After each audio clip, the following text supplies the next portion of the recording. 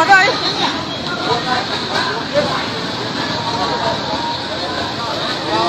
Một chia một cục. Con luôn. Thái cơm. Em luôn. Quay nó từng đó. Ở đó cái này. Mình lột. Ôi mua tắn này. Không buông. Tao làm cơm hả?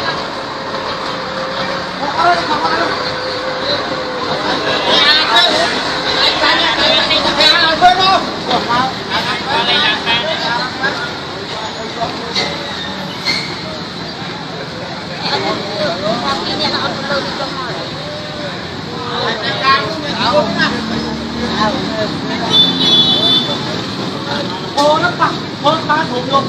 Hãy subscribe